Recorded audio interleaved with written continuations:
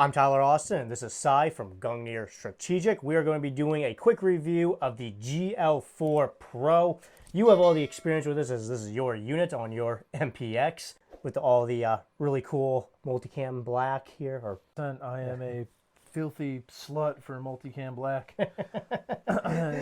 in incoming comments of like, you can't actually blend into anything with that. Who cares? I look cool. That's right. That's all that matters. Yeah. I think might have been a rumor. I didn't confirm it because I'm just not in the business of doing research on that topic at the moment.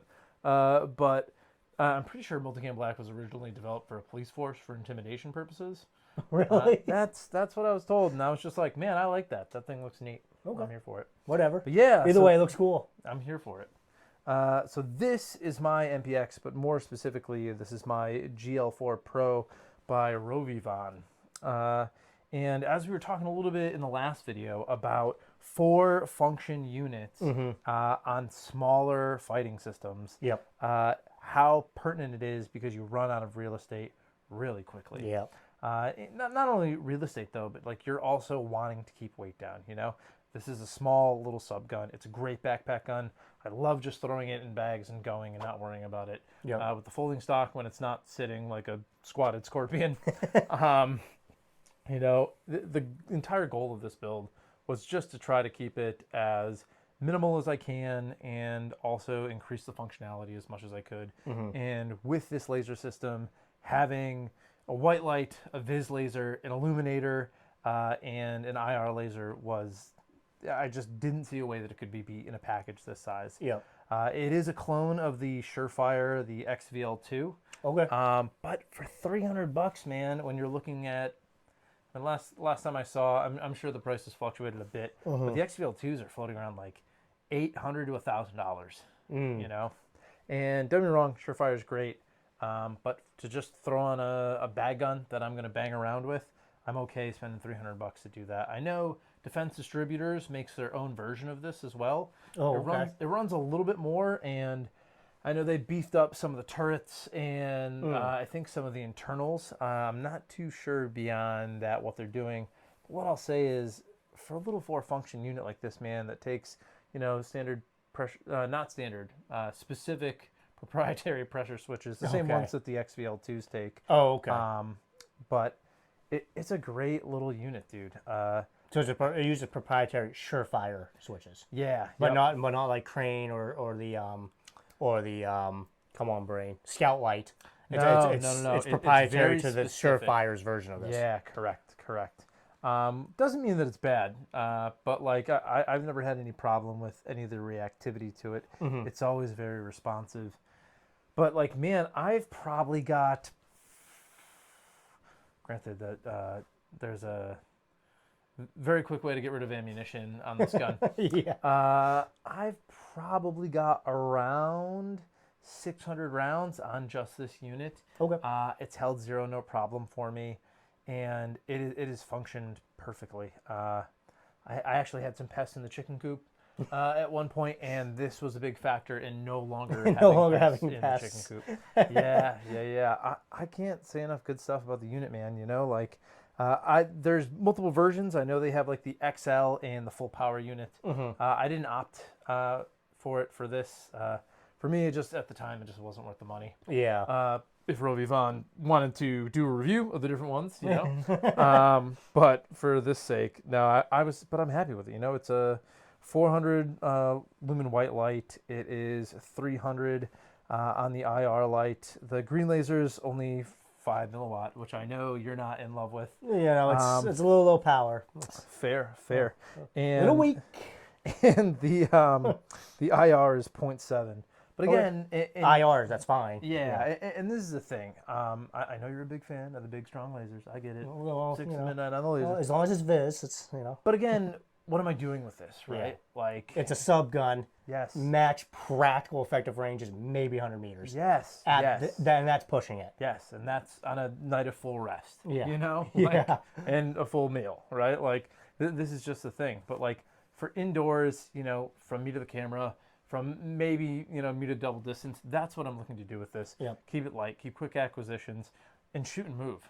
Yeah. You know, and as far as it goes, for $300, you'd be hard pressed to find a unit that does it as well as the GL4 Pro does. Yeah, it's definitely small, and that's nice. It's got a very small footprint, and it's for function, like you said, for something this small in terms of rail space. That's very nice to have. Yeah, and you know, it's a little higher. I know a lot of guys run these on, like, they'll run them on pistols and stuff like that. I know they've stood up to recoil on rifles as high as 5.56. I saw another, I think it was actually specifically defense distributors, so shout out to them, that were running it on like some 308 SCAR platforms that were eating these up. But again, for $300, you know, what do you want? You got to realize what you're getting. Yeah. You know? Yeah. The aim point clears it no problem. Yeah, because it does sit up, because it's got like a quick detach. Yeah. Which a lot of these units, I mean, particularly more purpose-built units for like rifles, they use cross bolts to get them lower. Correct. For that very reason. Yep. But this one sits up high, but small enough to where even with this, I mean, this is probably what a absolute coat witness height. I think believe it's a one. If memory serves, it's a 1.93. Okay, so either way, it's still low enough to clear these lower mounts. Yeah, yeah. You know, it's a versatile little mount. Throwing it wherever you want, pistol, subgun, anything like that. Yeah. Hard pressed to beat it for $300, man.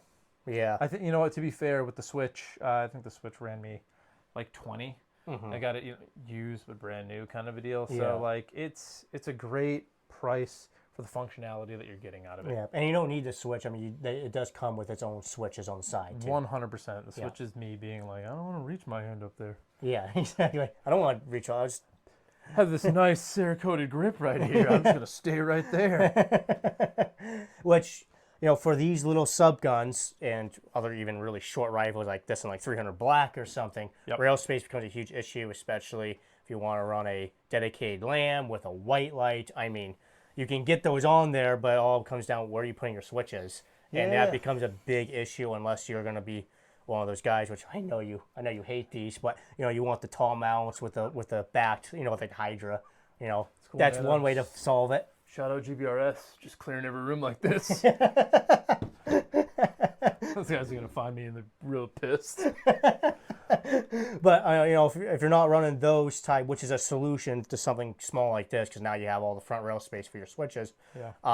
If you don't want to run that, you want to run kind of the traditional setup, let's say, rail space becomes a huge issue. And for function, lasers definitely have a niche in that, especially for these little short range platforms that are, I mean, you don't need a very powerful white light on there. No. I mean, it's got a niche job, but it does the niche job very well. And, you know, the other thing is when you're talking about the limited rail space, you know, having a white light coming off and sitting this close to the can when you're just sending rounds in that can is cooking.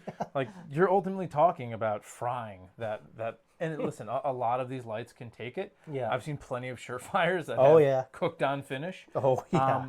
But at some point, that damage is going to get through and be irreversible and could cause a catastrophic failure. Yeah. So being able to keep it far enough away from the suppressor that I don't have to worry about it, not weighing me down too much, not taking up too much of my rail real estate, and just keeping the gun light and baggable, worrying about it snagging less, you know? Yeah. It's a great little functional unit for it. Great. And this comes with, like, I know you said it's for function, but it also has an IR illuminator too, a dedicated IR illuminator. Yep, 100%. Yep. Great.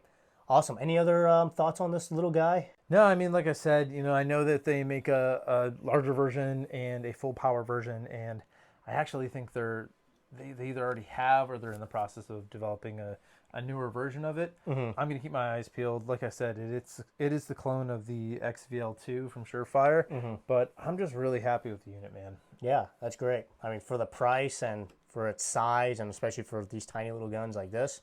Yeah. Kind of hard to beat for the price. Can't complain. Especially if it holds 0. 100%. That's kind of the most important thing. That really. is that would be the most important thing. All else is irrelevant if it doesn't hold 0. You still get cool points. I guess so. It looks cool. Yeah, that guy's got a laser on his gun. Holy shit. You're like, yeah, but why is it shine on the ground? Yeah. Your gun's pointing this way and the laser's this way. 100%. At least it looks cool. It's threat detection. Yeah. It's just for, you know, some divergence. I have divergence in my head, but it's a deterrent. You just shine it at people and you're like, go away. Yes. That's all it's used for. 100%. Anyways, if that's all you have on that, I guess we'll wrap this video up. I'm Tyler Austin. This is Cy from Gungnir Strategic. Thank you so much for watching.